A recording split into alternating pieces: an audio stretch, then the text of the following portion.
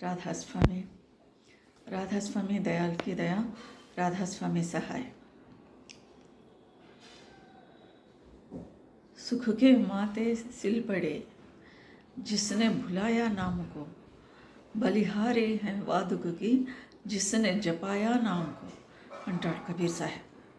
సుఖకే మాథే సిల్పడి, సుఖము అక్కర్లేదు, సుఖము తల మీద శిలబడని అంటున్నాడు. సుఖకే మాథే శిల్పడే జిస్నే భులాయా నామ్కో, అది నామాన్ని మరిపించింది. ఏది సుఖం. బలిహారి హూ వాదకి జిస్నే జపాయా నామ్కో, దుఃఖానికి నన్ను నేను సమర్పించుకుంటున్నా, ఎందుకంటే అది నామాన్ని జపింపజేసింది. సుఖం వచ్చినప్పుడు ఎవరు ఆ భగవంతుడిని తలుచుకోరు, పరమాత్మని తలుచుకోరు, సద్గురువుని తలుచుకోరు. ఏదైనా కష్టం వచ్చినప్పుడు మాత్రం పరుగులెత్తుతాం. అందుకని దుఃఖము ఆ నామాన్ని జపిస్తుంది కనుక, భగవన్ నామాన్ని జపిస్తుంది కనుక దుఃఖమే కావాలని అంటాడు ఆయన. ఎందుకంటే ఇంకో మాట అన్నాడు, తనధర సుఖియా కాహోన దేఖా జిన్ దేఖా సో దుఃఖియా హో. ఈ శరీరాన్ని ధరించిన వాళ్ళు ఎవరిని చూసినా కూడా దుఃఖమే అనుభవిస్తున్నారు.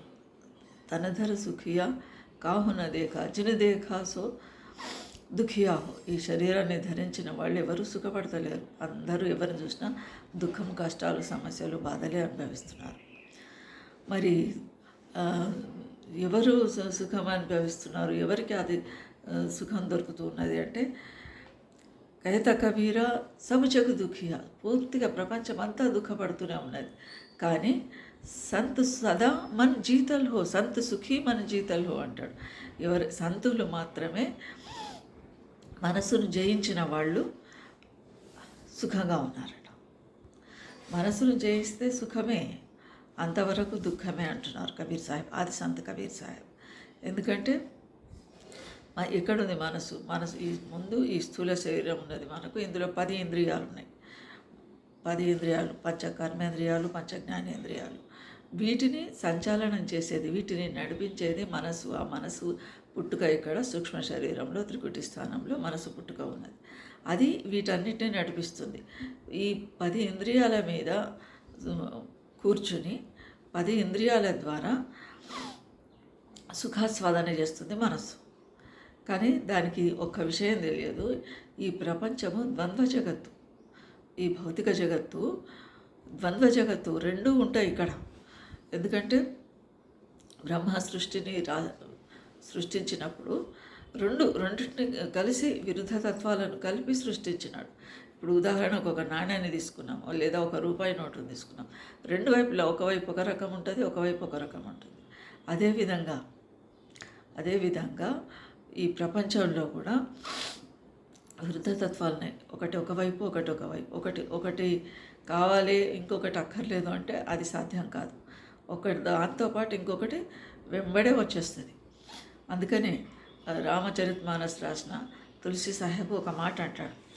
తులసి సాహెబ్ ఒక అద్భుతమైన మాటలు చెప్తారు ఆయన. ఎందుకని కహి వేద ఇతిహాసు పురాణ, కహి వేద ఇతిహాసు పురాణ విధి ప్రపంచ గుణ అవగణసాన. విధి అంటే బ్రహ్మ. కహి వేద ఇతిహాసు పురాణ, కహి వేద ఇతిహాసు పురాణ విధి ప్రపంచ గుణ అవగుణసాన. సుఖ దుఃఖ పాప పుణ్యం దిన రాతి, సాధు అసాధు సుజాతి కుజాతి, దానవ దేవ ఊంచారు నీచు, అమియ సజీవన్ మాహురు మీచు, మాయా బ్రహ్మ జీవ జగదీశ, లచ్చి అలచ్చి రంక్ అవనీష. సరగ్ నరక్ అనురాగ విరాగ, నిగమాగమగుణ దోష విభాగ, జड़ चेतन गुण दोषमय विश्व की न करतार, संत हंस गुण गह ही पै పరిహరి వారి వికార్ అంటాడు ఆయన. అంటే బ్రహ్మ సృష్టిలో రెండింటి కలయిక ఉన్నది, రెండు ఉన్నాయి. సుఖము దుఃఖము. సుఖము ఉన్నది, దానికి విరుద్ధంగా దుఃఖం ఉన్నది. పాపం ఉన్నది, పుణ్యం ఉన్నది. సాధువు ఉన్నాడు, అసాధువు ఉన్నాడు. దుష్ట దానవులు, రాక్షసులు ఉన్నారు, దేవతలు ఉన్నారు, ఉన్నతులు ఉన్నారు, నీచులు ఉన్నారు. ఈ సృష్టిలో అమృతం ఉన్నది, విషం కూడా ఉన్నది. హాలాహలం విష అమృతంతో పాటు హాలాహలం కూడా వచ్చింది. జీవాత్మతో ఉంది, పరమాత్మ, పరమపిత పరమాత్మ కూడా ఉన్నాడు. లక్షాధికారులు ఉన్నారు, భిక్షగాళ్ళు ఉన్నారు. స్వర్గం ఉంది, నరకం ఉంది. అనురాగం ఉన్నది, ప్రేమ ఉంది, విరాగం ఉంది, వైరాగ్యం. అనురాగం ఉంది, వైరాగ్యం ఉన్నది. తర్వాత ఇవన్నీ ఈ వీరందరి గుణదోషాలు వేద పురాణాలలో వర్ణించబడినాయి. బ్రహ్మ ఈ సృష్టిలో జడ చేతనాలను, జడం అంటే చైతన్యానికి విరుద్ధం, జడం, చేతనం, గుణము, అవగుణం అన్నిటిని ఒకేసారి ఆ విధాత ఒక్కటేసారి సృజించి పెట్టినాడు, ఒకదాని తర్వాత ఒకటి. అందుకే సంతు మహాత్ములు హంస ఏ విధంగా అయితే పాలను నీళ్లను వేరు చేసుకొని మంచిని గ్రహిస్తుంది, అదేవిధంగా సంత మహాత్ములు కూడా మంచి గుణాలను స్వీకరిస్తారు. హంస నీళ్ళని ఏ విధంగా వదిలిపెడతాయో, హంస ఏ విధంగా నీళ్ళను వదిలిపెడుతుందో అదేవిధంగా సంతులు చెడు లక్షణాలను, చెడు గుణాలను, చెడు మాటలను వదిలిపెడతారు. అయితే ఈ భౌతిక జగత్తు రెండు విరుద్ధమైనటువంటి మాయావి తత్వాలతో ఏర్పడినాయి. అంటే మనము ఈ స్థూల శరీరంలో ఉంటాం. స్థూల శరీరం ఏంటి? మాయాలోకం. సూక్ష్మ శరీరం కాలలోకం, కారణ శరీరం దయాలలోకం. కనుక ఈ స్థూల శరీరంలో ఉంటూ, మాయాలోకంలో ఉంటూ సుఖమే కావాలి, దుఃఖం వద్దు అని మనం భావిస్తే అది పూర్తిగా తప్పైపోతుంది. అది సాధ్యం కాదు, అది దొరకదు కూడా. ఎందుకంటే ఈ అన్నీ కలగలుస్తున్నాయి, సుఖము దుఃఖము, పాపము పుణ్యము, రాక్షసులు దేవతలు, సాధువులు అసాధువులు, మంచి చెడు, గుణము అవగుణము, జడం చేతనం, బ్రహ్మ మాయ, వీటన్నిటి కలయికతోని ఈ సృష్టి జరిగింది.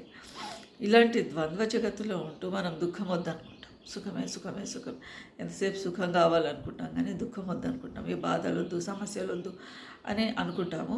కానీ ఈ సుఖము ఎంతసేపు ఉంటుంది? నిలకడ లేని క్షణకాలం ఉండేది సుఖం. ఇది శాశ్వతంగా ఉంటుంది. ఒకవేళ మనం సుఖం కోరుకుంటాము, ఆ సుఖము ఎప్పటికీ ఉండదు, కొంతకాలమే ఉంటుంది. క్షణికమైనది, క్షణభంగురమైనది, కొన్ని నిమిషాల కోసం లేదా కొన్ని రోజుల కోసం, కొన్ని నెలల కోసం, అంతే. ఆ తర్వాత మళ్ళీ దానికి ఆ సుఖం కూడా వద్దనిపిస్తుంది, వెగటు పుడుతుంది. మిఠాయి తీయగా ఉందని ఎప్పటికీ అదే తింటే కొంచెం తిన్న తర్వాత దాన్ని తినాలనిపించదు, వెగటు పుడుతుంది. దానికి విరుద్ధమైన తత్వం, అది ఉప్పు కారము కావాలనిపిస్తుంది. అదేవిధంగా సుఖము ఎప్పటికీ సుఖమే అనుభవిస్తుంటే దానికి అది సాధ్యం కాదు, అది విలువ ఉండదు, అది సాధ్యం కాదు. అందుకని మనిషి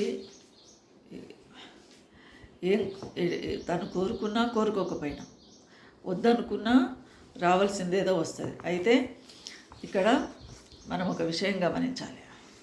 ఏంటంటే ఈ సుఖం కోసం మనం ఇంతగా శ్రమ పడుతున్నాం. సుఖం కావాలని సుఖం కోసము మనిషి చేయకూడని పనులు చేస్తాడు, అనకూడని మాటలు అంటాడు, మోసాలు చేస్తాడు, తర్వాత తన సమయం అంతా వినియోగిస్తాడు, అంత బుర్ర కరగబోసుకుంటాడు, మేధస్సు కరగబోసుకొని సుఖం పొందడానికి ప్రయత్నాలనే చేస్తాడు. అయితే ఈ సుఖము కంటికి కనిపిస్తుందా? కనిపించదు. ఉదాహరణకు కంటికి కనిపించదు, ఎక్కడ పుడుతుంది? మనము అనేకమైనటువంటి తినే వస్తువులు ఉన్నాయి అనుకుందాం, గోధుమలు ఉన్నాయి, పప్పులు ఉన్నాయి, బియ్యం ఉన్నది, ఇవన్నీ కూడా ఇక్కడ భూమి లోపల నుంచి పుడతాయి. అదేవిధంగా ఏమైనా చాకులు, కత్తులు లేదా గడియారాలు, ఏవైనా వస్తువులు, ఇతర వస్తువులు, మనం అనేకమైనటువంటి వస్తువులను వాడుకుంటాం, ఉపయోగించుకుంటాం. అటువంటివన్నీ ఎక్కడ పుడతాయి? ఏదో ఒక ఫ్యాక్టరీలో. ఇప్పుడు ఏదైనా మనకు కావాలంటే ఒకటి భూమిలోనైనా పుట్టాలి, లేదంటే ఏదైనా ఫ్యాక్టరీలోనైనా తయారు కావాలి. మనం వాడుకుంటున్న వస్తువులు, తినే వస్తువులు, ఇవన్నీ కూడా ఇప్పుడు పండ్లు, ఫలాలు, కూరగాయలు, ఇవన్నీ ఇక్కడ భూమి లోపల నుంచి వస్తున్నాయి. తర్వాత ఇవన్నీ ఫ్యాక్టరీలో నుంచి వస్తున్నాయి, కర్మాగారంలో నుంచి వస్తున్నాయి. మిగతా వస్తువులు అవన్నీ మనం వాడుకుంటున్నాం. కానీ మరి ఈ సుఖం అనేది ఎక్కడ పుడుతున్నది? సుఖానికి కూడా ఒకటి పుట్టే ప్రదేశం ఉండాలి కదా. సుఖం ఎక్కడ పుడుతున్నది అంటే ఇది ఇది సుఖం అనేది మనసుకు సంతోషం కలిగి మనసుకు అనుకూలమైనటువంటి అనుభూతి. ఇది ఎక్కడ పుడుతుంది? మనసు లోపలనే. సుఖం మనసు యొక్క స్థితి మన ఇది సుఖం ఎక్కడ మాయతోనే దాని పుట్టుక ఉంటుంది. మాయావి సుఖము మాయావి అంశం కాబట్టి అది ఈశ్వరీయ అంశం కాదు. సుఖానికి తనదంటూ స్వార్థమేమి ఉండదు. సుఖము ఇంకొకటి ఏంటంటే క్షణికమైన నిలకడ ఉండదు. దీనికి ఇవాళ ఉంటుంది, రేపు పోతుంది. ఏదైతే శాశ్వతమని మనం అనుకుంటున్నామో అది ఆ సుఖము శాశ్వతమైనటువంటిది కాదు. తర్వాత సుఖ దుఃఖాలు సుఖము మనసుకు అనుకూలమైనటువంటి అనుభూతిని సుఖం అనుకున్నాము. మరి దుఃఖం అంటే మనసుకు వ్యతిరేకమైనటువంటిది. మనసులో కలిగే అనుభూతులు, ఫీలింగ్స్ అంటారు. మనసుకు వ్యతిరేకంగా జరిగే అనుభూతులు దుఃఖం. సుఖము దుఃఖం. మరి సుఖానికి కారణమవుతున్న మనం ఏమనుకుంటాం? ధనంలో సుఖం ఉన్నది అనుకుంటాం. కానీ ఏదైతే సుఖంకి కారణమవుతున్నదో ఆ ధనము దుఃఖానికి కారణమైపోతున్నది. అది కూడా కొన్ని వ్యతిరేక పరిస్థితులలో దుఃఖానికి కారణమవుతుంది. ఇదే విధంగా అన్ని బంధుత్వాలు, తల్లి, తండ్రి, అక్క, చెల్లె, తమ్ముడు, అన్న, లేదా ఇతర బంధువులు, స్నేహితులు, అనుకూల ప్రతికూలాలు సుఖ దుఃఖాలకు కారణమవుతున్నాయి. ఈ బంధుత్వాలు ఇవన్నీ కూడా డబ్బుతోని కూడా ముడిపడి ఉన్నాయి. ఇవే సంతోషం కలిగించేవి, ఇవే దుఃఖాన్ని కలిగించేవి. ఈ కారణం మనసు స్థితి. మనసుకు అనుకూలము ప్రతికూలాల మీదనే ఈ సుఖ దుఃఖాలు ఆధారపడినాయి. మనసుకు ఇష్టమైనది అయితే అది సుఖానికి కారణమవుతుంది, మనసుకు నచ్చనిది అయితే దుఃఖానికి కారణమవుతుంది. కాబట్టి సుఖము దుఃఖము స్థూల శరీర గుణధర్మాలు. అయితే ఈ మనస్సును వీటికన్నిటికీ కారణమైనటువంటి మనసును ఎవరు నడిపిస్తున్నారు? మనసు చతుష్టయం. సూక్ష్మ శరీరంలో మనసు, చిత్తము, బుద్ధి, అహంకారం ఉన్నాయి. వీటి ఇది మాయావి అంశం కనుక ఈ క్షణిక సుఖాల నుంచి తప్పించుకోవడానికి ఒక ఉపాయం ఉన్నది. ఈ స్థూల శరీరంలోని 10 ఇంద్రియాలు, సూక్ష్మ శరీరంలోని మనశ్చతుష్టయం, ఇవి 4. ఇవి బానిసత్వం నుంచి బయటపడాలి. ఏది మనస్సు యొక్క బానిసత్వం నుంచి బయటపడితే తప్ప ఇంకొక మార్గం లేదు. మనం స్థూల శరీరంలో ఉండవలసే వస్తుంది. ఈ దైనందిన కార్యక్రమాలు చేసుకోవాల్సి వస్తుంది. ఉద్యోగానికి పోవాలి, ఇవన్నీ పనులు చూసుకోవాలి. ఇవన్నీ చూసుకుంటూ కూడా మనిషి వాటి మాయలు చిక్కుకోకూడదు, వాటికి బానిస కాకూడదు. కానీ ఇది చాలా కష్టం. మనసుకు దయ లేదు అని అంటాడు కబీర్ సాహెబ్. ఏమంటాడు? ఏమన్నా హే బడా జాలిం అంటే దయలేనటువంటిది, నిర్దయతోని ఉంది కనుక మనను అటువైపు పోనీయదు. వీటి మీద మనకు ఒక వైరాగ్య భావన అనేది కలగదు, విరాగ భావన కలగదు. ఎంతసేపు మోహంలో చిక్కుకొని ఉంటాడు మనిషి. కాబట్టి ఇవన్నీ ఈ సుఖం కావాలనుకున్న వాళ్ళ గురించి సుఖమైన దుఃఖమైన రెండింటినీ సమానంగా స్వీకరించాలని సంత మహాత్ములు మనకు ఉపదేశిస్తారు. గీతలో కృష్ణ భగవానుడు కూడా ఇదే స్థితప్రజ్ఞత్వాన్ని అలవరుచుకోమన్నాడు. కానీ ఇది చాలా కష్టం. మనసును అదుపు చేయడము చాలా కష్టము, మహాకఠినము. కానీ అసాధ్యం కూడా కాదు. సంత మహాత్ములు మన మహారాజులందరూ, గురువులందరూ మనసును జయించిన వాళ్ళు కనుకనే వాళ్ళు ఆ స్థితిని పొందగలుగుతున్నారు, పరమార్థాన్ని పొందగలుగుతున్నారు. కనుక మనసు దీనికి దయ లేదు అన్నటువంటి మనసు ఒక చంచలమైనటువంటిది. ఒక క్షణం ఒక చోట ఉండదు, పర్యటనలు చేస్తూ ఉంటుంది, నిలవనీయదు, భగవత్ స్మరణ చెయ్యనీయదు. కనుకనే ఈ చంచలమైనటువంటి మనసును అదుపు చేసుకోవాల్సిన అవసరం ఉన్నది. ప్రపంచంలో అన్ని పనులు చేసుకుంటూ కూడా మనసు లౌల్యానికి, మనసుకు బానిస కాకూడదు. మనసు చెప్పినట్టు వినకుండా మన లక్ష్యం వైపే మన దృష్టి ఉండాలి అనేది సంత మహాత్ముల ప్రవచనం, గురువు మహారాజు గారు చెప్తున్నారు. అంతేకాదు మనం ఏమనుకుంటాము, ఒకప్పుడు మహాభారతం కాలంలో కూడా కుంతి కుంతిదేవి పాండవుల తల్లి, పాండవుల జనని. ఆమె ఏం కోరుతుంది? కృష్ణుడు అడుగుతాడు. కృష్ణుడు అడిగినప్పుడు ఆమె ఏం కోరుతుంది? నాకు ఎప్పటికీ దుఃఖమే ఇవ్వు కృష్ణ, నాకు ఎప్పుడు బాధలే ఇవ్వు అని అడుగుతుంది. ఎందుకంటే బాధలు ఉన్నప్పుడే, దుఃఖం ఉన్నప్పుడే భగవంతుణ్ణి స్మరిస్తుంది మనసు. కనుక ఇదంతా మనసు చాంచల్యాన్ని మనము తప్పించుకోవాలంటే, మనసు చాంచల్యంను తప్పించుకోవాలంటే స్మరణ ఒకటే శరణి. స్మరణ, ధ్యానము, భజన, భగవత్ స్మరణ, స్మరణం, మననం, నిధ్యాసనం ఇవి అవసరం. కాబట్టి కుంతి ఆ దుఃఖం కావాలని కోరుకుంటుంది కుంతి. తర్వాత అందుకే బ్యాస్ నుంచి సారీ దునియా అనేది ఒక పత్రిక వచ్చేది, సారీ దునియా. అందులో బాబా సామన్ సింగ్జీ మహారాజ్ వాళ్ళని తన పాఠకులను ఉద్దేశించి ఏమంటాడు? సునో మేరీ దుక్కుడే అంటాడు.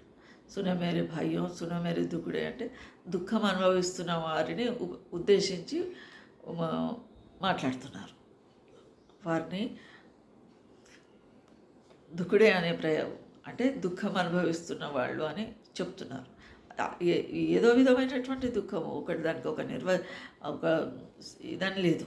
ఈ ఫలానా ఒక్క దాని వల్ల ఎన్నో దుఃఖాలు, ఎన్నో కష్టాలు, రోగాల వలన, సంతానం వలన, బీదరికం వలన, ఇతర సమస్యల వలన, అన్ని సమస్యలు, దుఃఖాలు, బాధలే మనిషికి.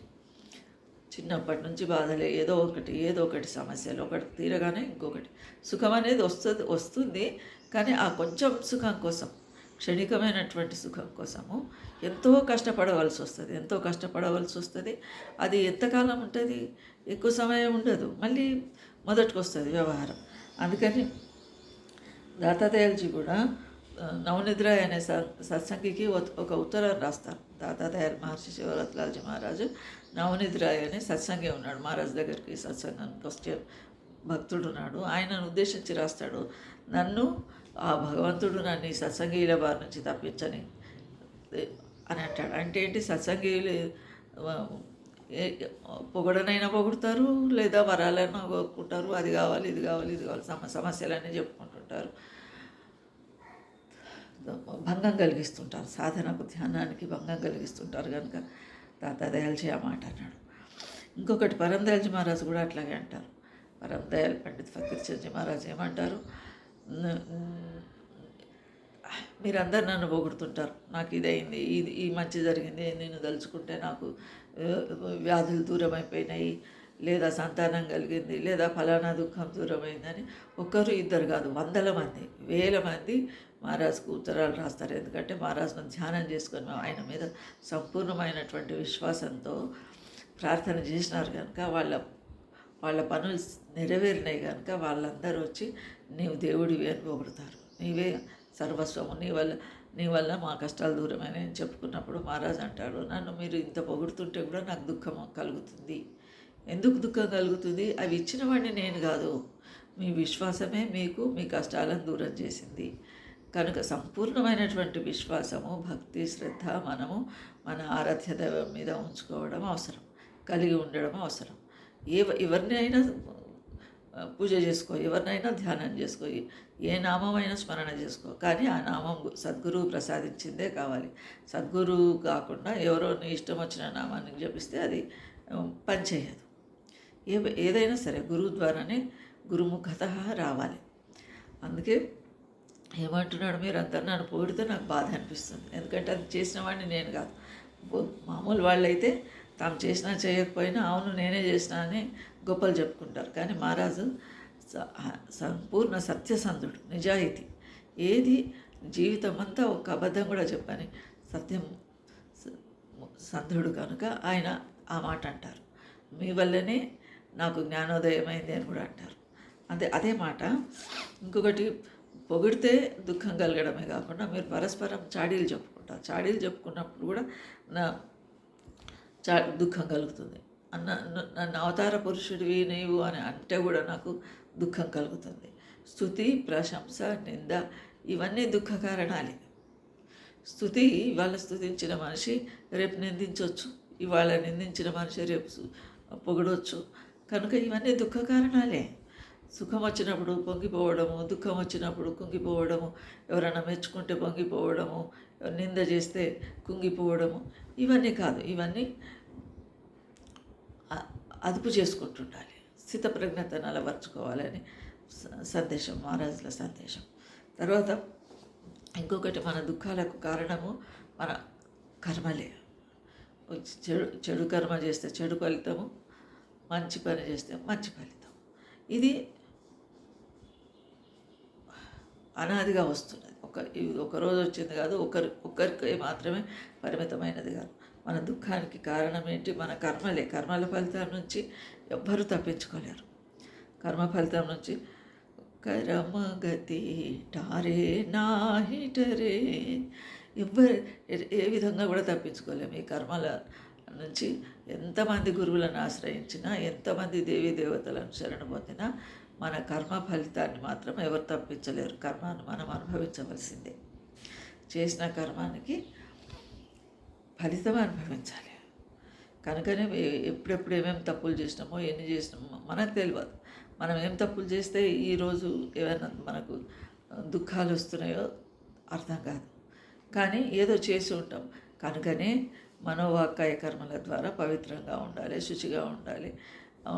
మనసు లోపల చెడు ఆలోచనలు, దుర్గుణాలను రానియొద్దు, చెడు ఆలోచనలను రానియొద్దు. మన తర్వాత వాక్కు ద్వారా కూడా మనం ఎవరిని నిందించొద్దు, హింస చేయొద్దు, పరనింద చేయొద్దు. తర్వాత అది కర్మ. మనసులో ఒక ఆలోచన వస్తేనే దానికి సంబంధించిన కర్మ చేయడానికి పూనుకుంటాడు మనిషి. కనుకనే మనసు లోపల చెడు ఆలోచన రానియొద్దు అంటాడు మహారాజు. తర్వాత ఈ సత్తుమతం సుఖ దుఃఖాల నుంచి తప్పించుకోవాలని ఎవరైతే అనుకుంటున్నారో వారి కోసమే ఈ రాధాస్వామి మతం లేదా సంతు మతము. ఈ అంతసేపు ఈ సుఖ దుఃఖాలలో కొట్టుమిట్టాడుతూ, సుఖము అయ్యో బాధ వచ్చిందని బాధపడుతూ, సుఖం రాగానే ఆనందపడుతూ ఉండేవారి గురించి వర్ణిస్తూ, ఇక్కడ సుఖం లేదు, ఈ ప్రపంచంలో సుఖం లేదు, దుఃఖమే 90% ఉంటే 10% సుఖం ఉన్నది. కనుక ఈ రెండింటికి అతీతంగా వెళ్ళిపోవాలని ఎవరైతే కోరుకుంటారో వారి కోసం సంత మతం, వారి కోసం రాధాస్వామి మతం. ఎందుకంటే ఒక వైరాగ్యమైనటువంటి ఆలోచన రావాలి, వైరాగ్య భావన రావాలి. ఏమని? ప్రపంచంలో ఏమున్నది, పుడుతున్నాం చేస్తున్నాం, చివరికి దీనికి ఎండ్ కార్డు పడేది ఎప్పటి వరకు ఇదంతా అని ఆలోచించాలి. ఎందుకంటే ఏదన్నా కష్టం ఉంటే ఈ ప్రపంచం దుఃఖానికి నిలయము, ఈ ప్రపంచంలో సుఖం లేదని ఒక విరక్తి భావన, వైరాగ్య భావనతో ఉన్న వాళ్ళకు కలగగానే వైరాగ్య భావన కలిగినప్పుడు మనిషి ఈ ప్రపంచం నుంచి పారిపోవాలని, సురక్షిత స్థానానికి చేరుకోవాలని. ఉదాహరణకు ఎక్కడనో అగ్ని ప్రమాదం జరిగింది, లేదా ఎక్కడో భూకంపం వచ్చింది, లేదా ప్రళయం వచ్చింది,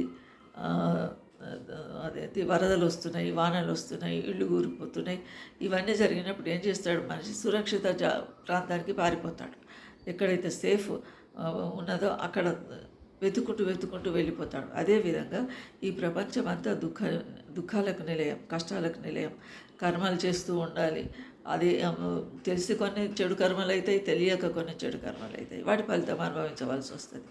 కాబట్టి ఈ మనసు పరిధి నుంచి బయటపడాలి, కాలలోకం నుంచి బయటపడాలి, మాయాలోకం నుంచి బయటపడాలి అని ఎవరికైతే వైరాగ్య భావన కలుగుతుందో, జ్ఞానం కలుగుతుందో వారి కోసం సంతు మతం.